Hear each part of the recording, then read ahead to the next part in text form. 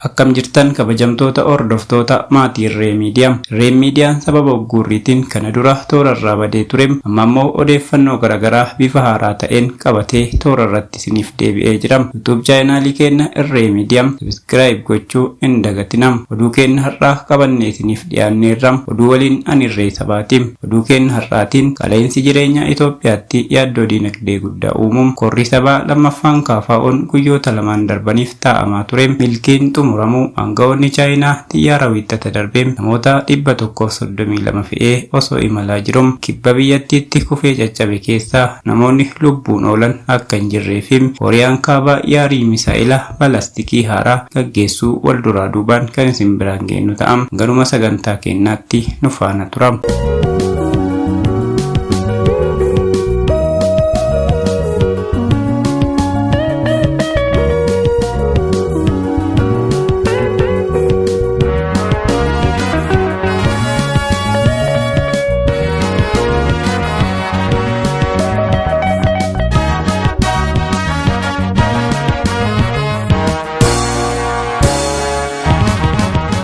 Qaala'insi jireenyaa Itoophiyaatti yaaddoo diinagdee uumuutu dhaga'ame. Qaala'insi jireenyaa daran dabalaa dhufuun diinagdeen biyyattii bayyanachuu akka hin dandeenye agarsiisa jedhame. Qaala'insi jireenyaa Finfinnee dabalatee guutuu biyyattii keessatti jireenya lammiilee akkaan qoraa jiru mallattoo kufaatii diinagdee waliigalaa ta'uun himameeti jira. Qaala'insi jireenyaa kun hammaataa dhufuun keessattuu hojjettoota miindaan jiraatan irratti dhiibbaa guddaa dandamachuu hin dandeenye gaggeessaa akka jiru gaazexaan Riippoortar Waldaa Konfedereeshinii Hojjettoota Itoophiyaa dubbisuun maxxansee ture. Pirezidaantiin Konfedereeshinii Waldaa Hojjettoota Itoophiyaa obbo Kaasahuun Foolloon gaazexaa Riippoortariif akka himanitti sababa qaala'insa jireenyaa kanaan hojjetaan guyyaatti yeroo tokkollee nyaate akka buluu hin dandeenye ibsaniiru. Dabalataanis sababa tasgabbii dhabuu gabaa fi raafamuu diinagdee biyyattii kanaaf dhaabbilee hedduun hojjettoota isaanii hojiirraa ari'uuf akka jiran yaaddoo qaban ibsaniiti jiru. Qaala'insa gabaa kanaan cinatti ammoo hanqinni boba'aa guddaan magaalaa Finfinnee dabalatee kutaalee biyyattii garaagaraa keessatti uumamaa akka jiru himameera. Tibbana boba'aa barbaacha konkolaattonni hedduun naannoo buufata boba'aatti hiriiranii kan mul'ataa jiran yoo ta'u rakkinni daranuu dabalaa deemaa akka jiru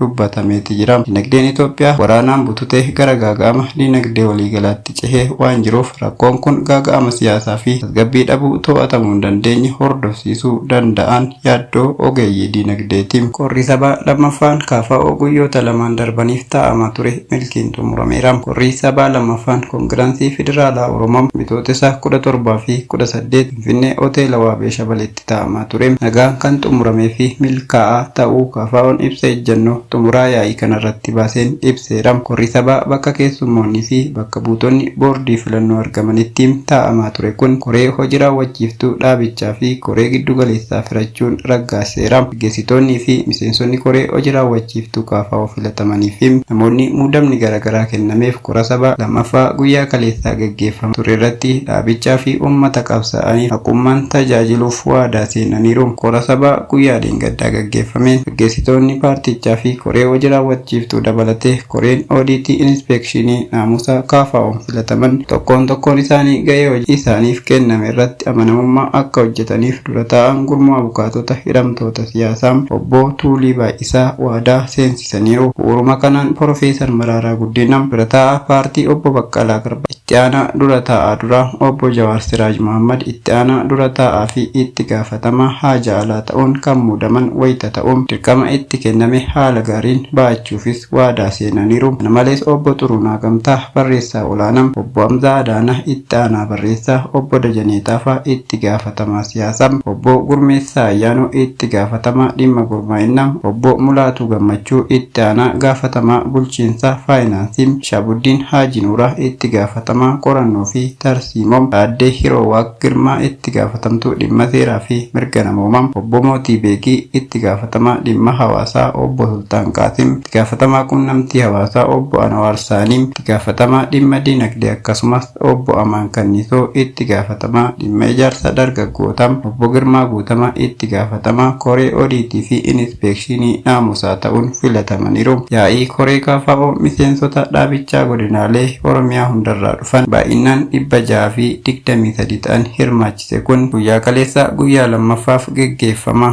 ooleera. Geessitoonni paartichaa koreen hojii raawwachiiftuu dheengadda filataman sagalee hirmaattota hundaattiin raggaasisuun dhimmoota tarsiimoo siyaasaa fi keessoo dhaabichaa irratti hirmaattota korichaa waliin mariin taasifameera. Gaafilee garaagaraa hirmaattonni dhiyeessaniifis dura taa'an KFO Piroofeesar Mararaa Guddinaa, Obbo Baqqalaa Garbaa fi Jawaar Mohammad deebii kennaniiru. Dhimmi nageenya uummata Oromoo fi saamicha daangaa lafa Oromiyaa gaafilee mana keessaa deddeebiin dhiyaachaa turan keessaa tokko yoo ta'u, waltajjii irrattis deebiin kennameefiira. KFO rakkoo uummata Oromoo kan furuu danda'u waggaa 5 eeggatee aangoof dorgomuu qofaan miti kan jedhan Piroofeesar Maraaraan kadhaabaatti ijaaramuudhaan tokkummaa fi siyaas-dinagdee uummata keenya ijaaruunis waan qabsoofnuuf keessaa isa tokko jedhaniiru. Gama biraatiin Obbo Jawaar Mohammad dhimmoota tokkummaa Oromoo wal qabatan irratti yoo dubbatan rakkoon Oromiyaa guutuu keessa jiru kan furamuu danda'u lolli biyyattii keessatti adeemsifamaa jiru yoo dhaabbate qofa jechuun labsiin araaraa kaaba biyyattiitti gaggeeffamaa jiru Oromiyaa keessattis barbaachisaadha jedhaniiru. Hojiin koree hojii raawwachiiftuu ji'a ja'aan gamaggamamuun fooyya'insi taasifamaa kan deemu ta'uu kan himan Obbo Jawaar namni martuu uummata isaa tajaajiluuf dirqametti kenname haalaan baachuu akka qabu dhaamaniiru. Xumuraa kora sabaa lammaffaa kanarratti KFO'n ibsa ejjennoo abbaa qabxii 5 kan baase yoo ta'u,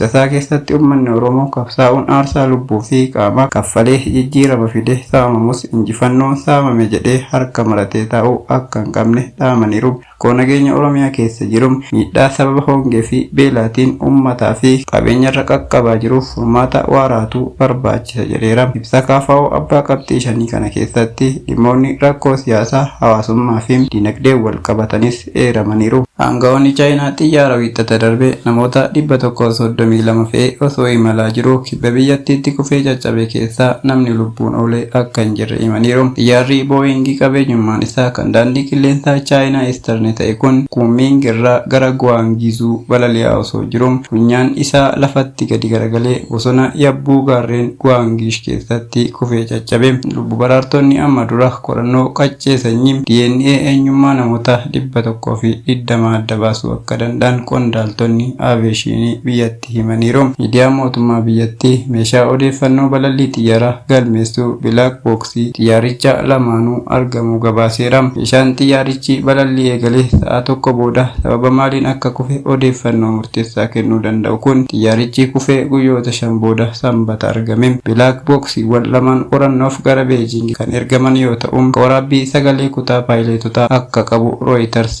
gabaaseera. Namoonni lubbuun oolan jiraachuu maluu abdii jedhuun lubbuu baraartonni bosona yabbuu sana sakatta'aa turanis namni lubbuun oole akka hin jirre mirkanaa'uun aanga'oonni himaniiru. Sakatta'iinsi sababoota akka teessuma lafaa, bosona yabbuu fi dhoqqee naannoo xiyyaarichitti kufee jiruun rakkisaa akka ture himaniiru. Barbaachii qaama namoota balaa kanaan du'anii fi caccaba xiyyaarichaa akka itti fufes himaniiru. Pirezidaantiin Chaayinaa Xi Jinping haala kanarratti qorannoon guutuu akka godhamu gaafataniiru. Balaan kun Chaayinaa keessatti balaa xiyyaaraa hamaa bara 13 darban keessatti mudate ta'ee galmaa'eera. Kooriyaan kaabaa misaa'ila baalaastikii guddicha haaraa yaaluu ishee fi hoogganaan biyyattii Kim Jong Un buufata xiyyaaraa sadarkaa addunyaa kan biyyattii irraa ofii isaanii yaalii misaa'ilaa kun akka gaggeeffamu isaanii mirkaneesseeti jira. Sababa himaaleen mootummaa Kim jaakeettii gogaa uffatanii misaa'ilicha kamisa darbee buufata xiyyaaraa Pyongyang bakka xiyyaarri irraa fiiguu irraa ibidda tufaa'innaaf gaggeeffamuun hoddaa irra daawwatan irra dhaabbatanii mul'isaniiru. Gabaasa jimaata ganama ba'een sababa himaan mootummaa Kooriyaa akka jedhetti yaaliin misaa'ilaa HSA Songi 17 jedhamu ittisa waraana nikulaaraa Kooriyaa kaabaa cimsuuf qaama yaalii godhameeti jedheeti jira.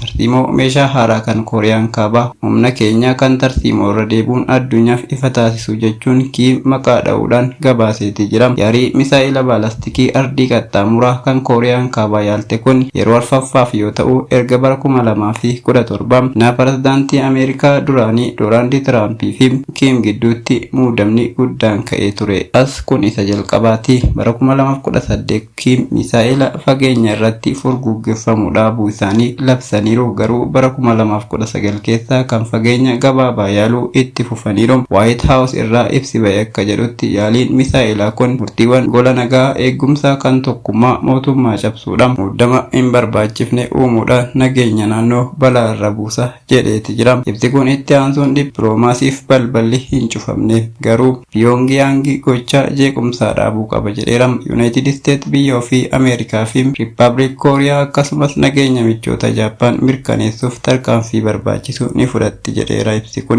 golli nagaa eegumsaa kan tokkummaa mootummoota dhimma yaalii misaa'ilaa kana mari'achuuf jimaata darbee walgahii taa'eeti jira. Hojjamtoota hordoftoota maatii irree miidiyaa oduun har'aaf qabannee dhiyaanne kana fakkaata. Oduu birootiin hanga walitti deebinutti nagaan nuuf tura.